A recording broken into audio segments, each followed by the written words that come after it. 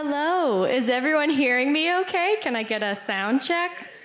Oh, beautiful, incredible. Welcome, folks. There's some folks still streaming in. Please feel free to come in and find a seat.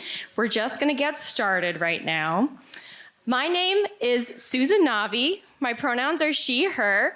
I'm a major gifts officer here with FCNL, and I'm also one of your co-MCs for this year's Quaker Public Policy Institute.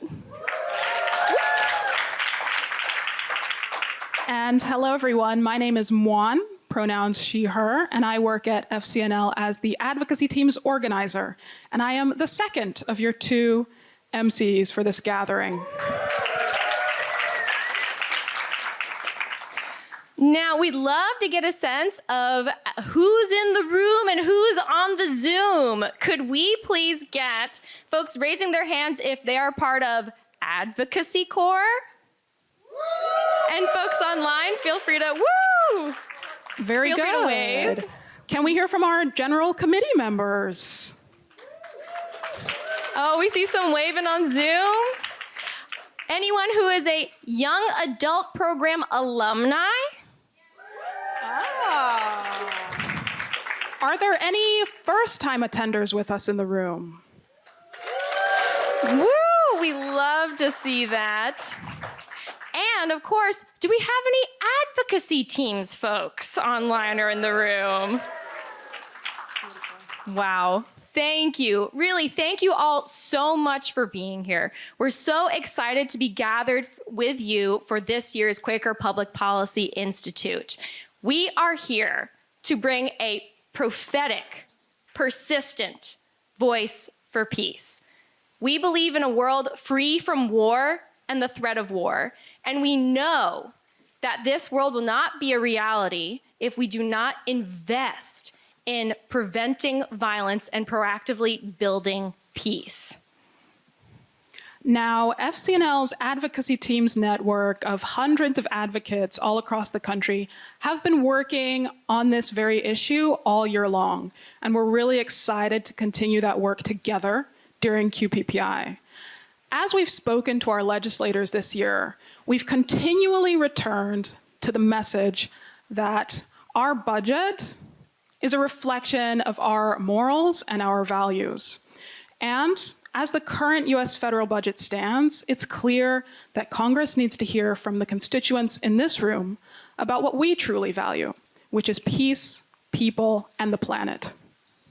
Absolutely. And over the next 3 days, we're all going to hear from experts who have seen the impact of peace-building programs in their community. We're going to hear from congressional staff. We're going to hear from advocates like yourselves, community leaders. We're going to connect with each other over what this issue means to us, and most importantly, we're going to take action together. Now, as we settle into our time together, we want to take a moment to remind everyone of the General Committee's community agreements. These guidelines are in place to help create a welcoming and inclusive atmosphere for all of us in attendance. And you can access these guidelines in the materials that were handed out to you beforehand. Also present are process observers. These are folks who may lovingly call us back to the community agreement should we stray from it. And in addition, we also have 2 designated listeners in attendance for all of you. Should you need somebody to reach out to after an experience of harm in the space, or if you need additional support navigating challenging conversations. The 2 designated listeners for attendees during our event are Tracy Peterson and A.T. Miller. Can Tracy and A.T. maybe just raise their hands and give us a wave so folks know where you are? Fantastic. I was like, maybe not here yet, but soon to join. Well, thank you for those reminders, Juan. We also have a couple of reminders for folks joining us over Zoom. Please make sure, if you'd like, to turn your camera on, but make sure to please remain muted throughout this session. There is closed captioning available for folks who would like it. Yes, I'd like closed caption right here. Gotcha. Well, that is great to know. We can definitely chat with our tech folks about that and see what's possible. But also for folks chatting over Zoom, if you have tech issues, please feel free to message Jesse Palatucci and Becca Jolliffe. They are our two tech support for this session. So with all of those logistical pieces taken care of, I would please like to invite to the stage someone who is just perfect to kick off this time of peace. This is someone who has been spending decades studying peace, supporting peace builders across the world, and advocating for more peaceful policy in Washington, D.C. Please welcome to the stage FCNL's General Secretary, Bridget Moix.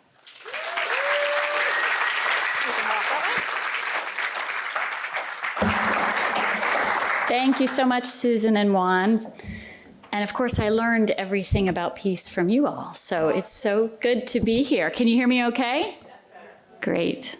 Welcome, friends. It's so good to gather again in this space at the start of our annual meeting and Quaker Public Policy Institute with our theme, Justice Calls, Love Unites. We'll be coming back to that theme throughout the weekend, I know. So I just want to take a few minutes, in addition to welcoming you all here, to acknowledge a few things. First, I want to acknowledge the land that we're gathering upon. And FCNL has a practice now of doing land acknowledgements when we gather. We have land acknowledgement plaques in all of our buildings, and in your program, you can find a written acknowledgement at the start if you'd like to read it. This land here in Washington, D.C., where we're gathering on Capitol Hill, is the original homeland of the Nacotchtank, also known as the Anacostans. These tribes later merged with others, including the Pamunkey and the Piscataway tribes, who still exist today. If you're on Zoom and you'd like to add into the chat what you know about the original lands upon which you're joining us, please feel free to do that now.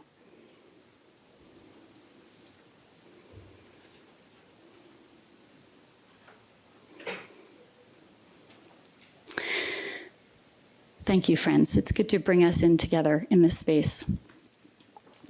Second, I want to express enormous gratitude for all of you who are here with us in the room and in the Zoom.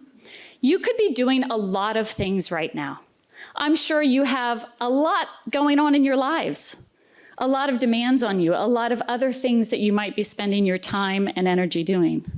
But you've come, many of you from long distances or joining us across different time zones, to be here to gather and advocate for peace. Not a lot of people do that. You've chosen peace. You are peace builders. And I want to say how grateful we all are that you're here to do this work with us together. I want to say a huge thank you to our organizing team before we kick off. There is a list in the back of everyone who's been part of the organizing of this event. I won't try to name them all, but you'll see Ernest around, and you'll see Stephen Donahoe around, and you'll see Sarah around, and you'll see Juan and Ursala and many, many others who've been part of the organizing. Please say thank you and just give that gratitude. Thank you, yeah, right now, for all of the staff who've been part of this. As you can see, I have the joy of working with amazing people. I feel very blessed about that. Next, I want to acknowledge the moment that we're in as we gather. In the midst of another devastating war in the Middle East, I know that you all are reading the news every day and your hearts are breaking and your tears are flowing from that, as mine are. Also, ongoing wars and violence in Ukraine, in Sudan, in Yemen, in many, many other places that are not making the headlines. In the streets of our own country, in a plague of gun violence. In the midst of economic struggles and threats to so many programs we care about that keep families safe and thriving. A climate crisis that threatens our very existence as a human family. and a Congress so divided by partisanship that they can barely do the basic functions of what they're here for: passing a budget, keeping the government open. And amid all of this, you come with hope that peace is possible, and with practical, pragmatic requests to our members of Congress.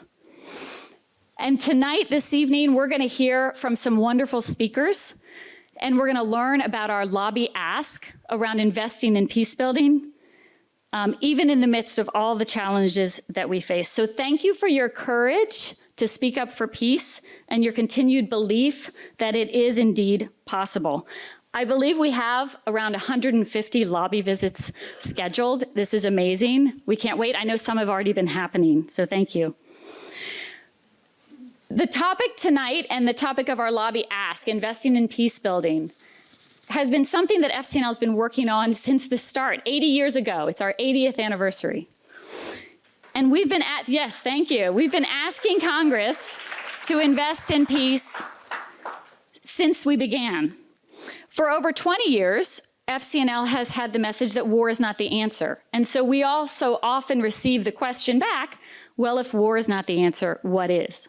The lobbying you're doing and the work you're going to hear about and the information you're going to gain is all about the answer to that question. It is about peace building. What is it? How does it work? How is it practical? What are the funds that we need? And how do we get Congress to add more into that investment? We're going to be building on amazing work by our advocacy teams over the past year.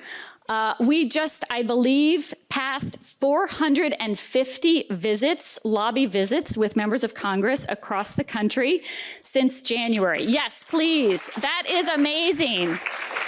That is amazing. How many others are advocating for peace at that scale? It's really incredible. Thank you.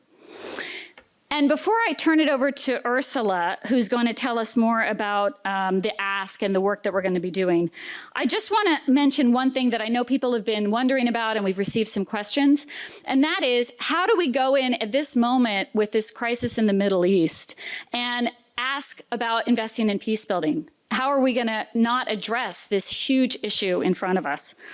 And we've had this issue, this challenge of balancing how to invest in long-term peace building and preventing the next war while the current war is going on for years, for decades. And what we know is that we have to somehow do both and. We have to stay focused on that work of investing in the long-term building up of peace-building capacities in our government to help prevent the next wars, while we also attend to the crises that are right in front of us. So for our lobbying, we are going to keep our primary ask focused on the peace-building funding that we've been working on all year. And then we're going to have a leave behind for you about asking for a ceasefire in Israel and Gaza. This has been a big piece of work that we're working on. Lots of other things have been going on, and you'll be hearing more about it and having more opportunities throughout the weekend to engage in those issues. At the end of the meeting, the lobby meeting, we'll encourage you to share that ceasefire leave behind and urge the member to publicly call for a ceasefire. And there's actually a letter out today with 24 members of Congress who are urging a ceasefire. So that's already making some progress.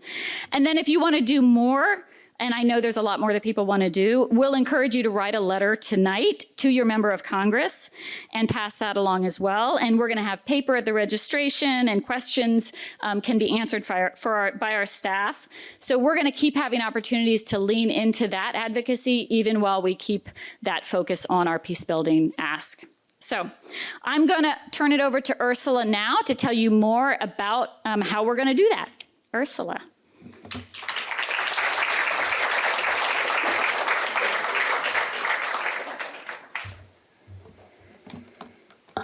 I'm a little taller than Bridget. Thank you, Bridget, Juan, and Susan. I would also like to thank my amazing program assistants this year, Nuria Raoul and Lauren Evans. Nuria isn't here with us tonight. She now works at the United States Institute of Peace on their Women, Peace, and Security team, and we're incredibly proud of her. But if Lauren Evans can wave if she's in the room, Way in the back corner, Lauren has a master's degree in peace building from St. Andrews University in Scotland. And none of what you see here today and none of the advocacy team's campaign could have happened without Nuria and Lauren's thoughtful, considered, dedicated, and creative input.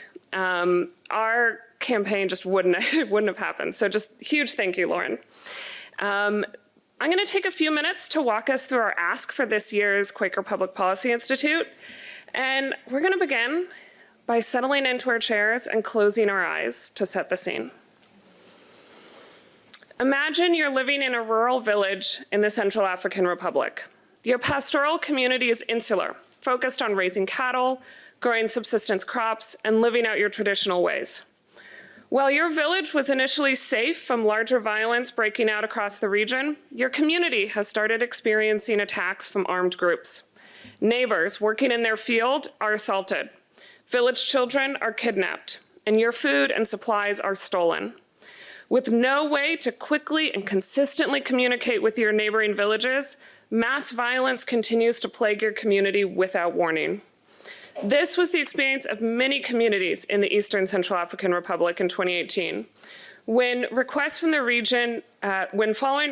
region, the State Department leveraged atrocities prevention funding to help reduce the risk of mass violence, equipping rural communities like yours with high-frequency radios and training your community on how to connect with neighboring villages to form an early warning network for the region. Now, with this early warning from your neighbors that an armed group was spotted traveling in your direction, farmers can return from the field and children can be brought to safety in the village. It's stories like these, supported by the 3 critical peacebuilding accounts we're here to lobby on, that bring us together this week and show the power of peacebuilding at a time when the world needs peace more than ever. So, what exactly are we lobbying on? We are asking Congress to fund international peacebuilding programs that do the type of conflict prevention I just spoke about. We're focusing on 3 different peacebuilding accounts: the Complex Crises Fund, reconciliation programs, and atrocities prevention. Specifically, we are asking that in their final negotiations for fiscal year 2024, Congress retain the Senate's funding levels of $60 million for the Complex Crises Fund and $25 million for atrocities prevention, and that they retain the House's level of $6 million for atrocities prevention.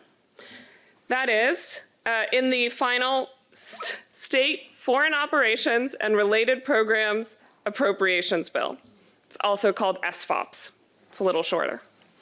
So it's the Senate level of $60 million for complex crises and $25 million for reconciliation programs, and the House level of $6 million for atrocities prevention in their final SFOPs bill. These numbers can sound like a lot, but let's put them in a little context. If everyone looks on their table, you should find some colored pencils and paper. Grab a sheet, grab a pencil. Folks on Zoom, please grab a sticky note or a scrap of paper on your desk. I'd like you to draw a big circle, and this is going to represent the US federal budget. This is our little pie chart. First, color in a slice of the pie for how much you think the Pentagon got in the last fiscal year. The Pentagon. I see some, I can't remember what the graph looks like when we flip next, but you can do discretionary or you can include Medicare and all the other endowments if you know the difference. And I'm really proud that our advocacy team members know the difference. All right, now color in what slice of the pie you think peace building gets. All right, and if through the magic of PowerPoint slide decks, let's reveal the answer.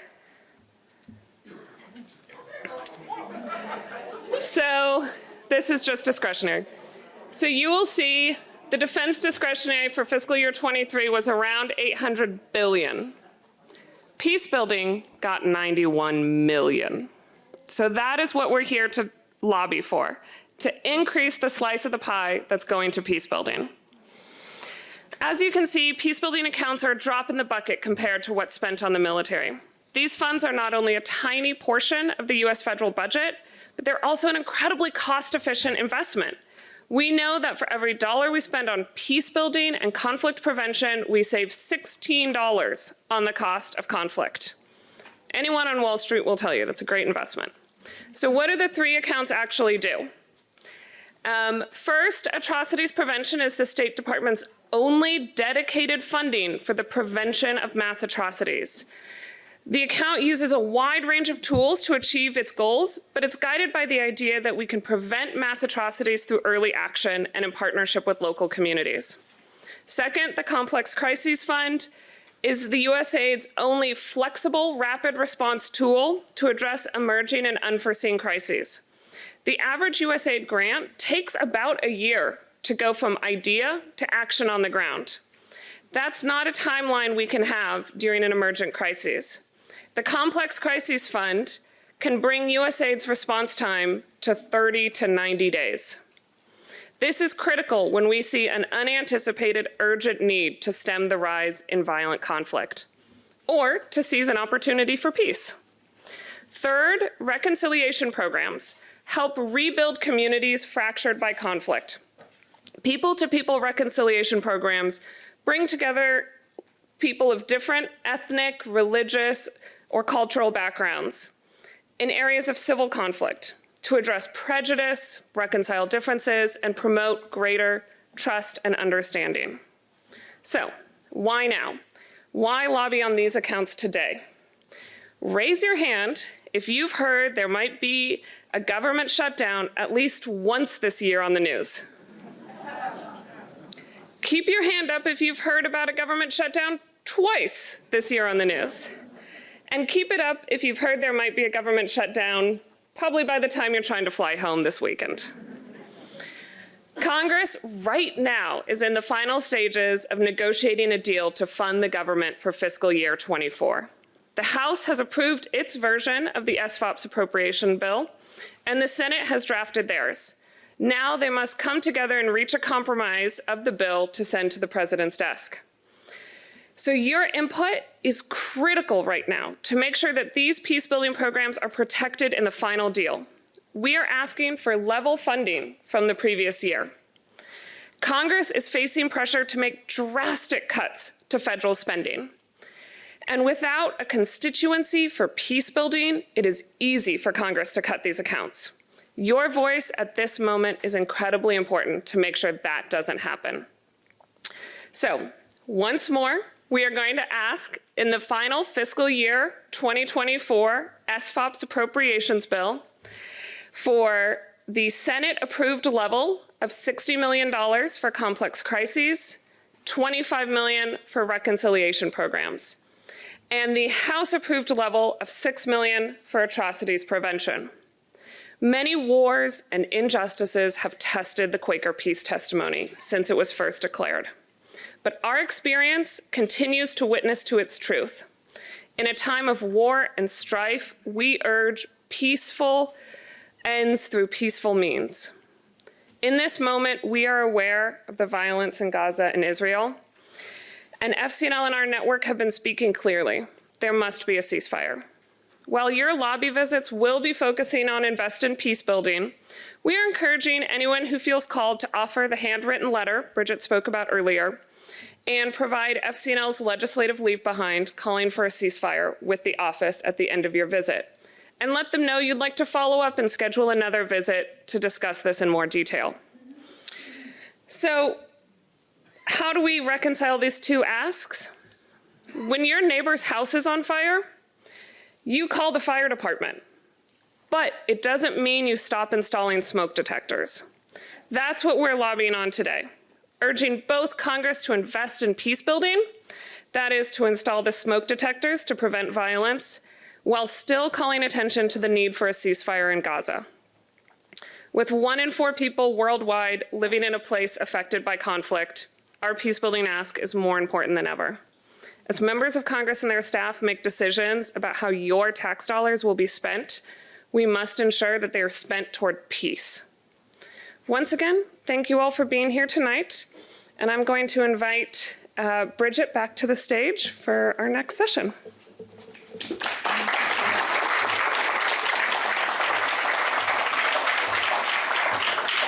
Great. Don't those pie charts make a big impact? Yes, they do. I just want to say, as we gather up on the stage for our panel and bring in our Zoom panelist as well, I hope, that I was in a congressional office with Faith Partners last week, conservative Republican office, talking to the staff about various budget issues. We were talking about some of the domestic issues FCNL works on, but I had to take the chance in the elevator leaving with the staff person. I happened to manage to get in the elevator with the staff person as I was leaving to say, you know, we're going to have 100 people, more than 100, 100 visits on peace building funding. And this senator cares a lot about humanitarian aid and international funding. And she said, oh, yes, your office has been so helpful on the Complex Crises Fund. And so big shout out to Ursala and the work that she does with all of that. So I think, is Neil online? Are we ready to go with our panel? There's Neil. Welcome, Neil. Great. Hello, everybody. There he is. Great. So I'm really excited about this panel to kick off our deeper dive into peace building, what it is, why we need the funding for it, and how that funding works. And we could not have a better group of people gathered here to talk to us about this.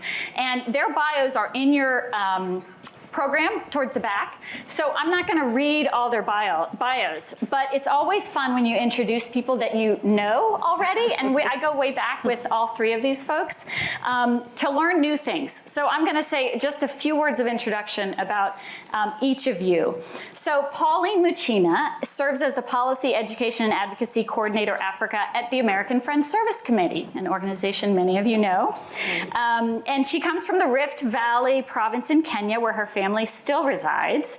And we go back to work on the Burundi working group we were talking about. And one of the things I remembered and wanted to lift up about Pauline is how much she works always in her advocacy with direct relationship and connection to the people who are living the realities of war and conflict and the issues that she's working on. And I learned in your bio that you've also founded projects with women, with youth in Africa, doing that direct kind of peace building and economic development work. It's wonderful. Thank you. So welcome, Pauline. Thank you. We have Ursala Knudsen-Latta, who you've already heard and know well from advocacy team's work.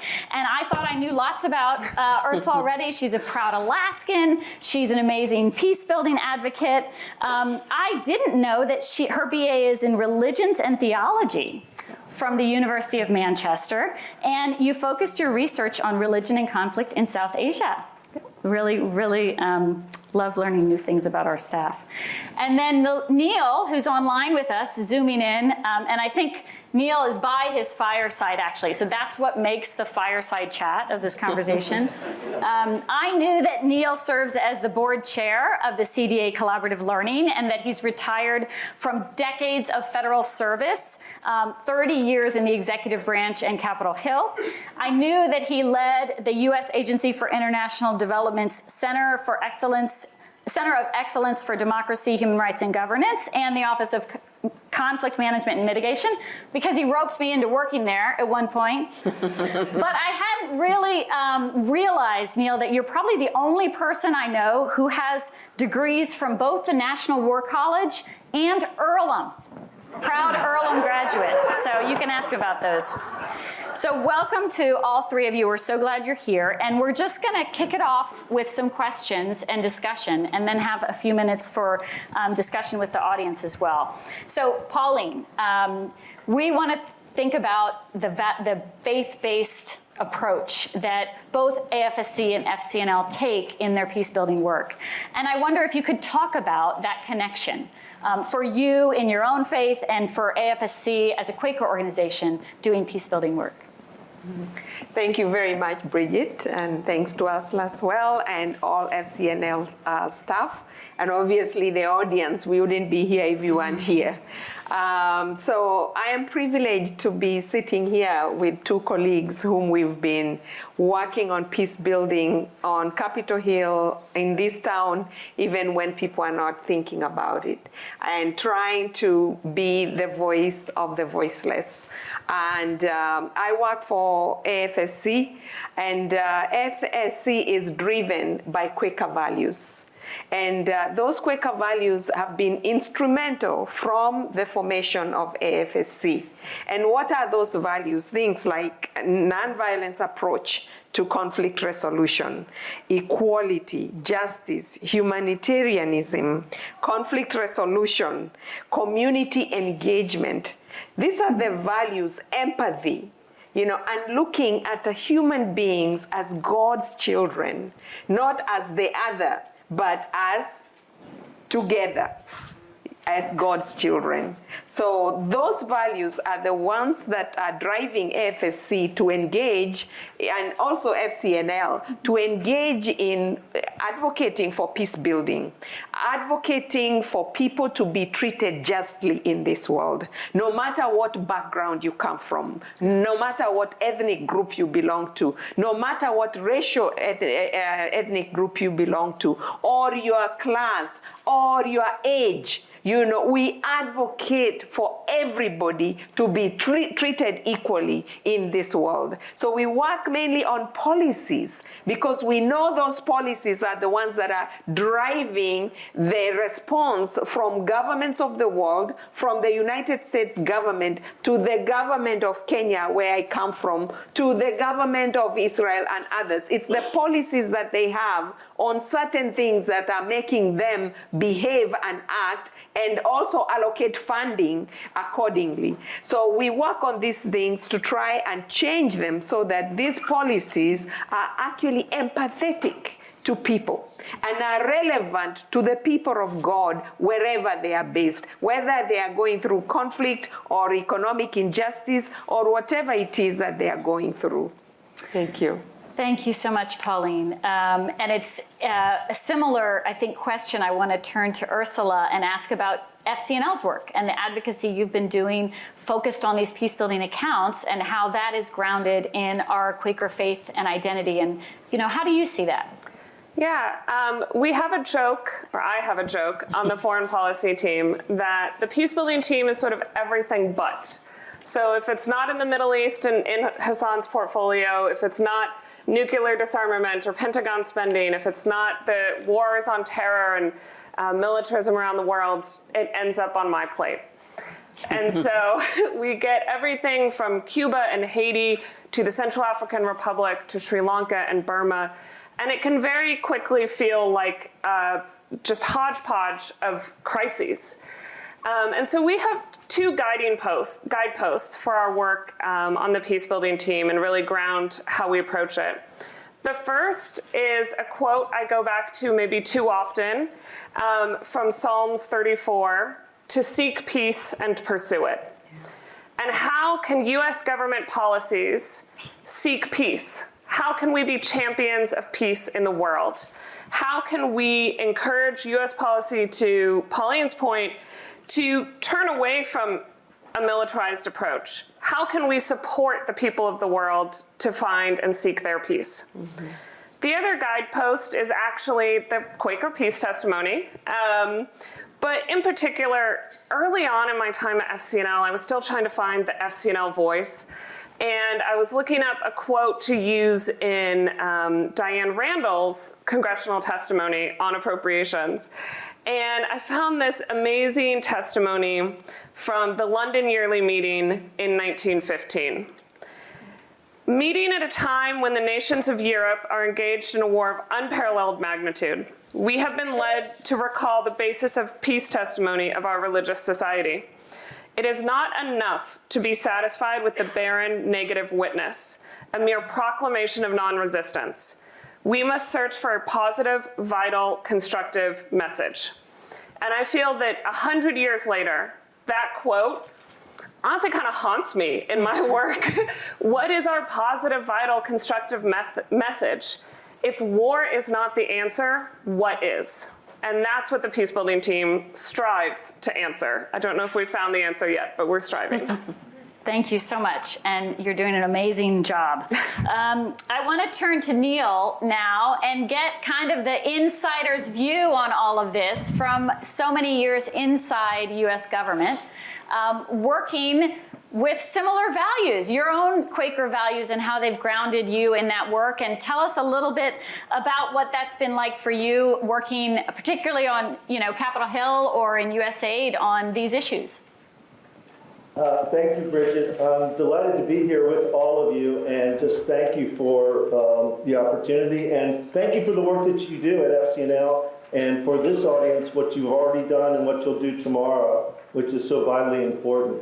I would describe, as you point out, with dual degrees from Earlham and from the National War College, I've always think of myself as Quaker adjacent, from summer camp to being a proud graduate of Earlham's class of '83, to a frequent attender at Friends Meeting of Washington earlier in my life, and then a proud parent of 2 graduates of Sandy Spring Friends School.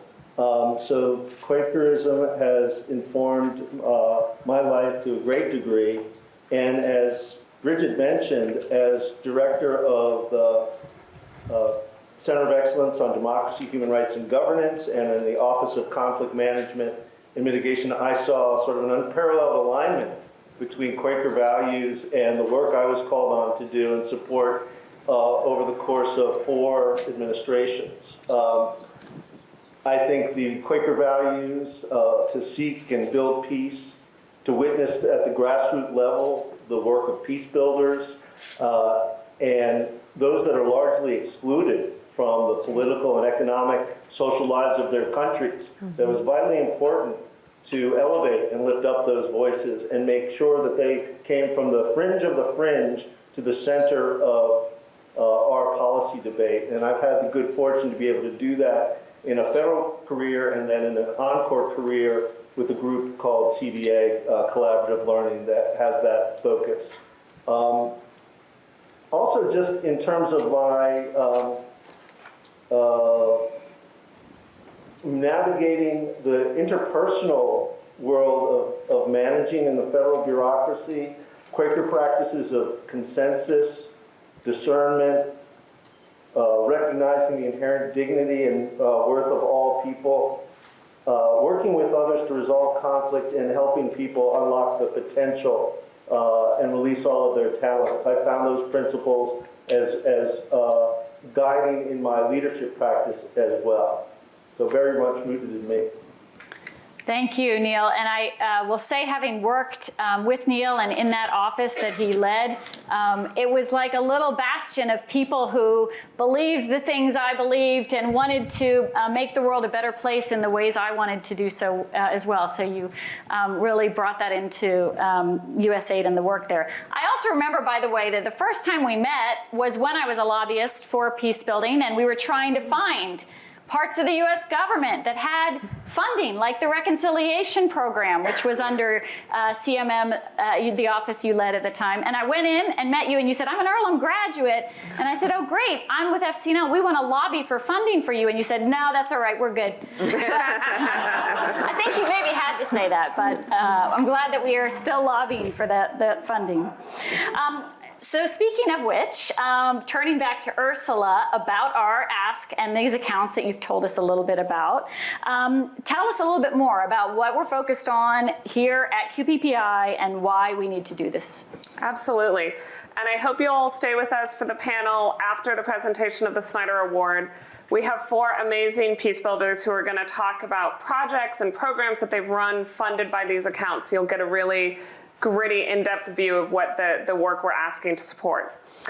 But these 3 accounts, I'll mention it again because numbers can be hard to remember. $60 million for the Complex Crises Fund, $25 million for reconciliation programs, and $6 million for atrocities prevention. I think these 3 critical peace-building programs not only support peace builders around the world, but they really connect to FCNL's work over the last several decades. As Bridget was mentioning, over a decade ago, FCNL founded the Prevention and Protection Working Group. And when I say FCNL, I mean Bridget Moix. And that working group grew into a coalition of over 200 human rights, peace building, anti-genocide, and faith-based organizations and experts dedicated to preventing mass atrocities and genocide. And this coalition, under FCNL's coordination and through all of our amazing constituent advocacy, was able to pass the Elie Wiesel Genocide and Atrocity Prevention Act. That act now has spawned a strategy.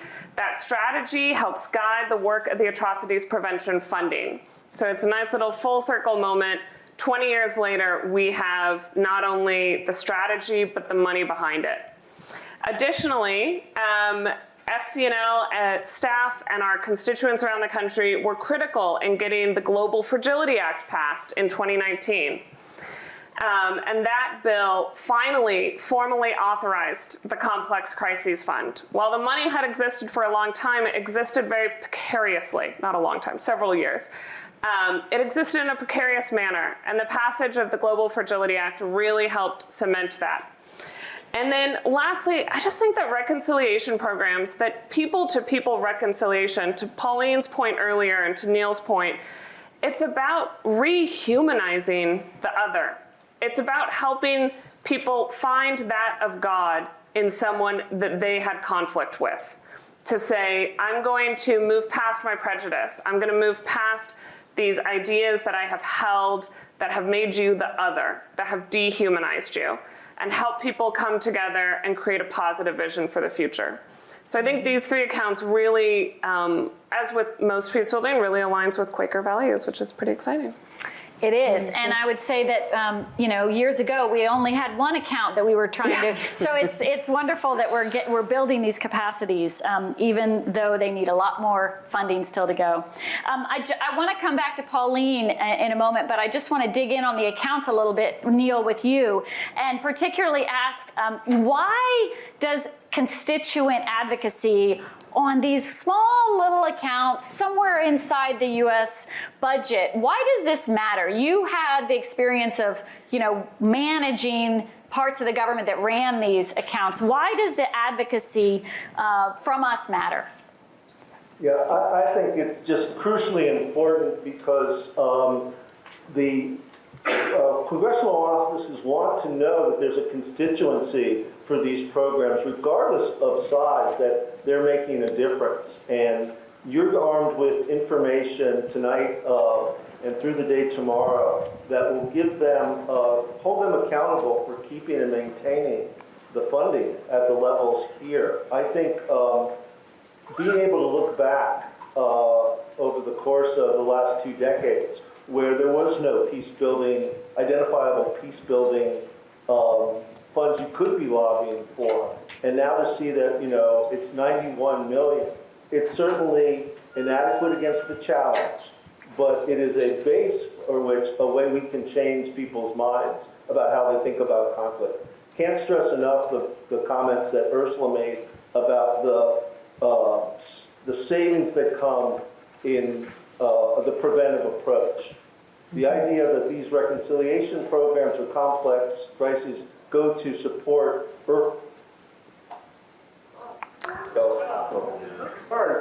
by the time the tanks are rolling, it's too late. The money has been spent in the course of action in terms of the cost of human lives and financial costs to our government and others around the world could be saved. And so the fact that we now have approaching $100 million focused on both prevention and reconciliation. And I would like to kind of make the tie between reconciliation and prevention is that, as you say, the number one determinant of likelihood of conflict is prior conflict. And so reconciliation is not just bringing together folks after a conflict, it can be also preventive in and of itself. Great, thank you. It's a really important point, that circle of prevention and reconciliation. Pauline, bringing us back to faith-based advocacy and the voices of faith-based advocates coming into congressional offices and speaking from that perspective. Why is that influential on peace building? And how do we connect our advocacy with the realities of people who are impacted by these conflicts and doing the work of peace building on the front lines? Thank you very much. This is a question that is dear to me because I've worked on faith-based, or rather with faith-based organizations most of my career. And what I realized from a very young age is the influence that the faith community has in our communities. And not only in our communities, but in our governments, in our society. Faith-based groups in most places stand as the only institution that is there for the people.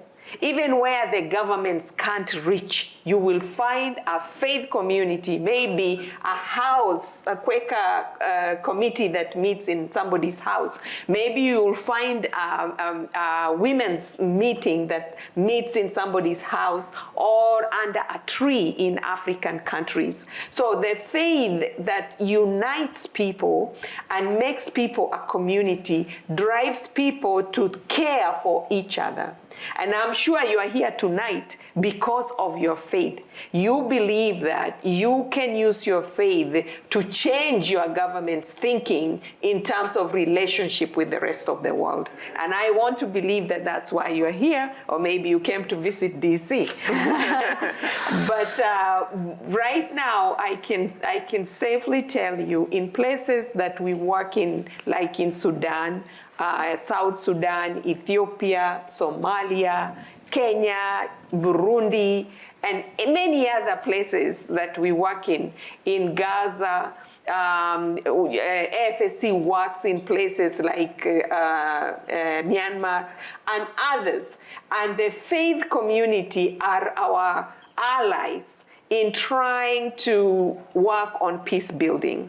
They are the ones who are standing with us, calling on governments to stop oppressing their own people. They are the ones who are standing with us to say, hey, this community is hungry, and their hunger is not coming from their laziness. Their hunger is coming from someone taking away what is theirs. And also climate change, the way it is damaging our countries and making people hungry. You know, people being displaced from their homes and their communities and having to run away for their lives. These are faith communities standing with us around the world.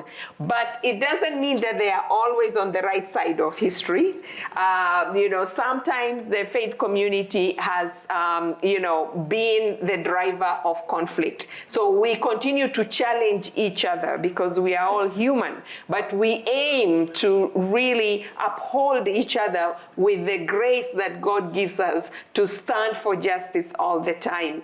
I know that I come from a continent where without the faith community, most communities would perish.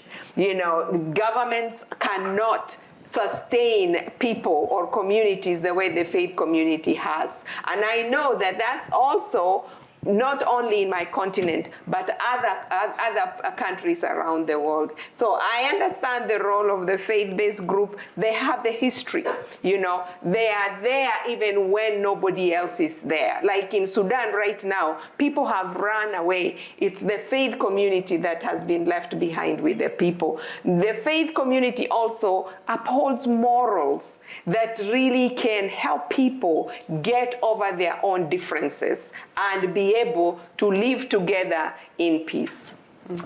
Thank you so much. Powerful testimony. So we have about 15 minutes for more discussion, and we wanted to open it up for your questions. We have three wonderful experienced advocates and folks who've worked inside the government, lobbying directly with communities in peace building, and wanted to open it up for more questions from you all, knowing that we will have continued discussion around the lobbying tomorrow as well. So we have about 15 minutes. I think we have mic runners. Is that true? Great. We have a couple mic runners for the room. And if you're on Zoom, you want to raise your hand, your electronic hand. Well, I think we have someone on Zoom who'll help field questions, right? Let us know if we have questions. Great. All right. So let's start right here in the green sweater. And please do identify yourself and where you're from or your meeting. My name is Jasmine Kratkov. I'm from Montana, Montana Gathering of Friends. And my question is for Mr. Levine. I would like to know what you could have done with even a tiny little fraction of the spending that we have lavished upon the Pentagon. What do you think you could have accomplished with even a little bit more money in those funds? Great question. So we'll go to Neil, and then if you'll want to add anything, you can. Yeah, that's a great question, Jasmine. Please call me Neil. Looking at the Reconciliation Fund was at the time when I was there funded at $26 million, $10 million of which was in the Middle East, across the Israeli-Palestinian divide. I often thought that there were many ways that we could have expanded the preventive activity beyond people-to-people programs. Sometimes people-to-people programs are exactly what you need. Sometimes they're very, very difficult, as we found in the case where in the Middle East, without the broader peace process, people-to-people programs didn't go as far as you'd like. I think that's why the advent of the Complex Crisis Fund, your question has actually turned into reality. When I was in government, the Complex Crisis Fund was a mighty $6 million, but it was crucial at that time when in countries where AID might not be present, but there is an atrocities risk or a threat, as there was in the Central African Republic a bit earlier than Ursala recalled. This would have been in the 2013-14 period. There was no money in the budget to respond to this crisis, except for the $6 million we were able to get, a portion of which we married to other funds, beg, borrowing, and stealing to get some kind of response that could bring information and assistance out of these communities at risk. So my sense is that if you talk to anybody in the foreign aid business, they will tell you that they're unbelievably restricted in what they can do because of, very sensibly, long-term development is planned in advance, locked in over time. And so when a crisis hits, they don't have these contingency funds. So what $60 million has done has added the flexibility and the ability to respond quickly. What we could do with more funds, I think largely is that our programs could be more robust. They could be both working at the national level with elites and also at the grassroots level to broaden constituencies for peace. And I think in the peace building literature and practice, you think about track 1 diplomacy that involves those leaders of the country, track 2, which involves the broader public that readies the ground for long-term and sustainable peace. And then there's something called track 1.5 that sits somewhere in between and goes between the experience of peace building at the local level and marries it to or knits it to what's happening at the elite level. So I think the simple answer would be more comprehensive and robust programs rather than the pittance that we're often able to do just to get something going in a country that an expansion of these funds would allow us. Great, thank you. I wonder, Pauline or Ursula, anything on your wish list for peace-building funding? If you had more peace-building funding, that the U.S. government could actually provide to communities, what would you want it to be done? What would you want to do with it? I would like them to take the investments that they are making on military and turn them into investment in people, especially the young generation. The US government has been dropping drones and bombs on the youth or other communities in Somalia. And that has not really brought peace into that country, because you cannot resolve conflict with violence, and any military investment has become violence. So I would like to see that money taken and given to the young people of Somalia, for example, young people of Gaza, young people of Ukraine and Russia, to use that money to develop themselves, to go for education, to have health services, to dialogue with one another. Because what is the problem is that we are not investing in creating spaces for dialogue for these young people. Instead, we are bombing them from the air and then asking them, why are they keeping on fighting? While we are not teaching them to love one another, while we are not teaching them that they can dialogue. And we have done this as AFSC in Somalia, in South Sudan, in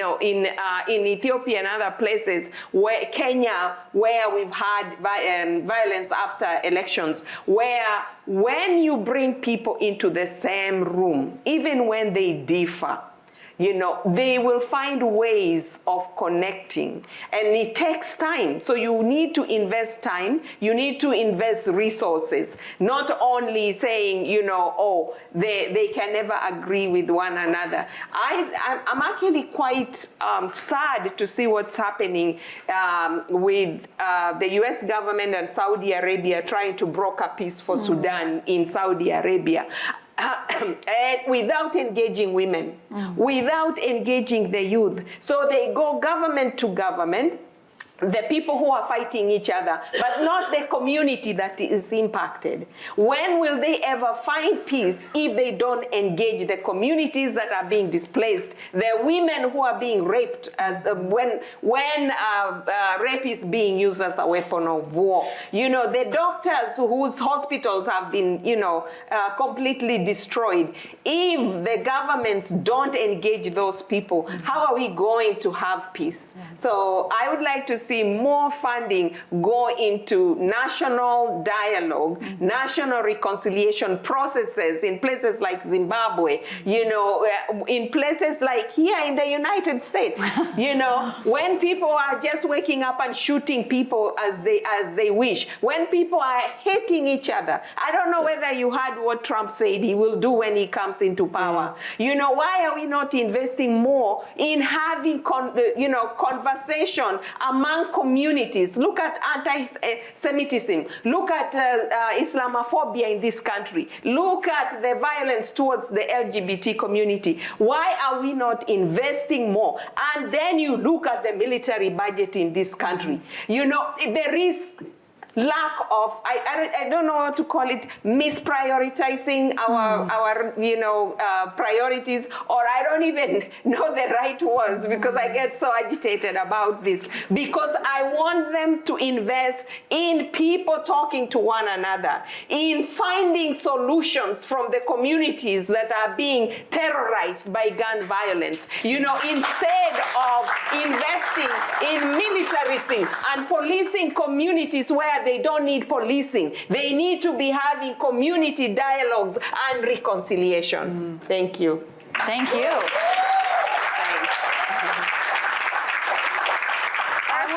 Try to follow that, all right? Peace-building wish list. I will just say about 5 different times in the past 3 weeks, I have misidentified Pauline as an ordained minister. And this is why. She is a theologian, but she is not actually. You have it in you. But I think the only thing I can really add is just this work is slow and it is steady and it requires commitment. And when you have $6 million to try and prevent genocide and mass atrocities globally, and you know that it will take you years of dedicated engagement, both your hands are tied behind the back before you've even started. And many of our colleagues at the State Department who receive these atrocity prevention funds to program around the world feel a sense of frustration because they don't want to take money from one country when they know the risk of atrocity is still quite high because another country is at even higher risk. And they know that if they take the money from one community, that community can start slipping backward and the risk can start to rise. And so you start just taking one hot plate and replacing it with another and you're trying to juggle 20 balls in the air and you know you can't do it. You know that you just don't have the resources and you are getting messages from the field. You are hearing from your compatriots, fellow diplomats, from civil society. We are not quiet. We let them know where they need to be investing and they just don't have the funds. And this work, we had earlier this year on advocacy teams, national call, we had Jeff Sizemore of the State Department. And we still see each other from time to time, and he is still so excited that people are this passionate about getting him more money to work with, because he knows how desperately it's needed, and he just feels so inspired by all of you taking time to lobby your member and try and help him help others. Wonderful, thank you.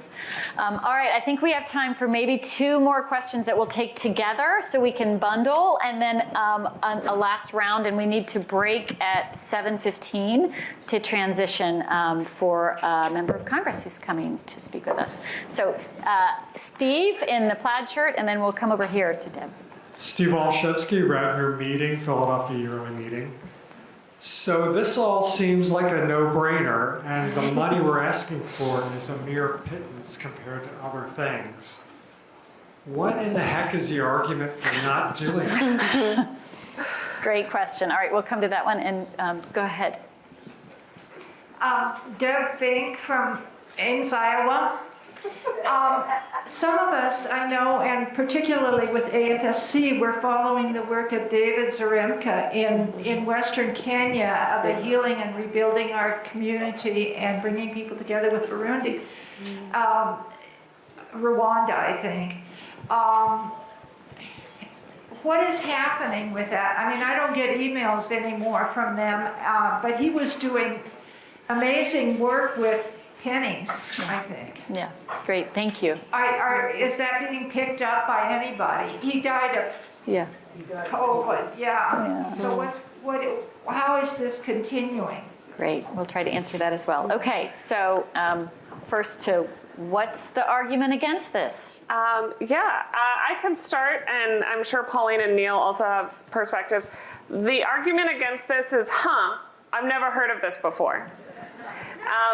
I would say so many of the lobby visits I go on, and many of our constituents have gone on, the staff member you're talking to didn't know peace building was a word. They often don't know these accounts existed. And half the battle is educating them. Half the battle, I am one person, I have my program assistant, we can't meet with all 500 members of Congress. So all the education we're doing right now is so critical. And then oftentimes, there is a level of isolationism among people on the left and the right. So you do get, well, why should we go spend our money over there? We need to spend it at home. We have enough for both. We can take, to Pauline's point, we can take some money out of the Pentagon budget and make space. We can do both. We can help people at home and abroad. I think FCNL's slogan, love thy neighbor, no exceptions, really hits on that point of just, doesn't matter if they're your neighbor down the street or your neighbor here. Thank you. Other things, Neil or Pauline, do you want to add about any arguments against peacebuilding funding or just the obstacles to it?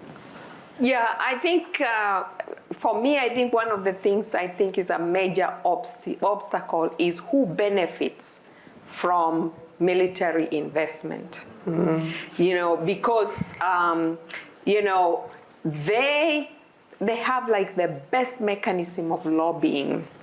You know, they beat us all the time in terms of lobbying. That's why I'm excited you're here to help us. And, you know, self-interest drives some of the policy, actually most of the policies. And you will find members of Congress, senators fighting for military funding because it's an investment, it's an economic investment in their own constituency. You know, some of them do have shares in some of these companies that are making these military weapons that one of them can feed the whole world.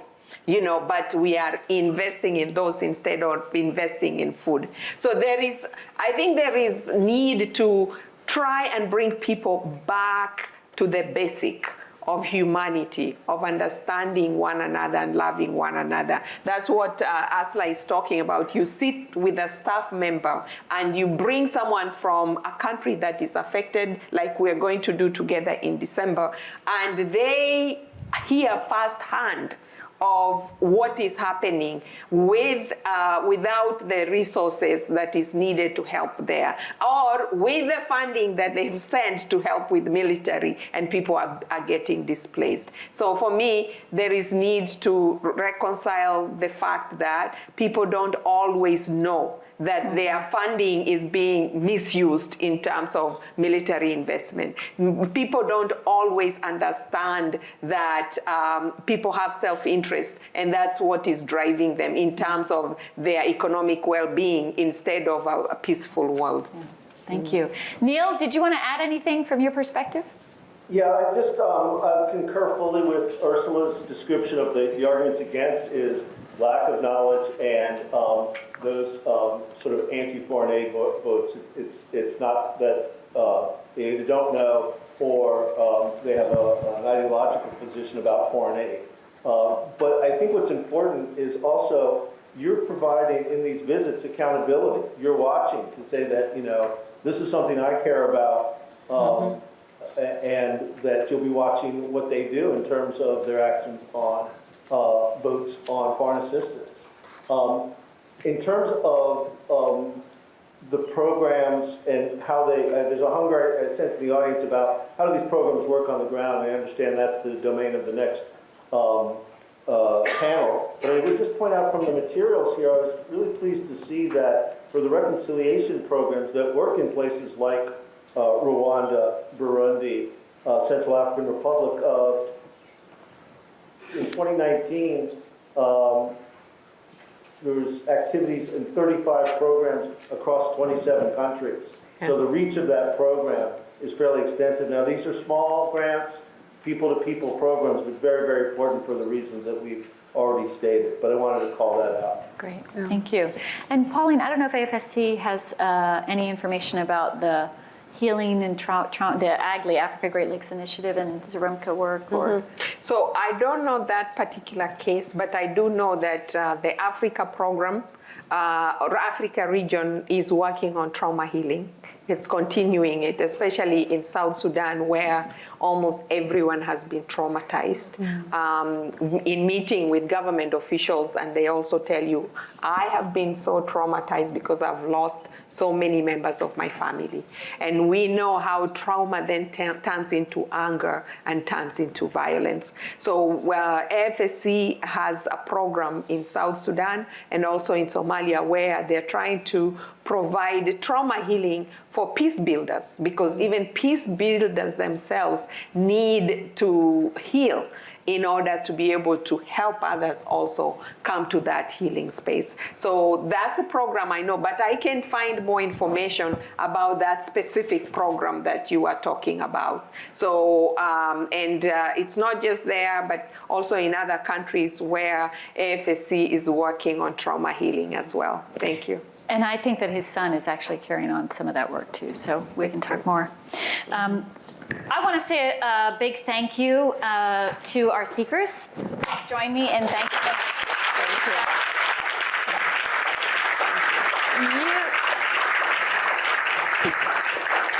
You have all really really helped set the stage for the lobbying that we're going to be doing, and we'll be learning more throughout the evening tonight and tomorrow. We want to take a brief break, and we want to ask that you be back here in your seat at 7:30. And in fact, 7:28 would be even better. We have a member of Congress coming and an award to present. So thank you all, friends. Thank you. Thank you.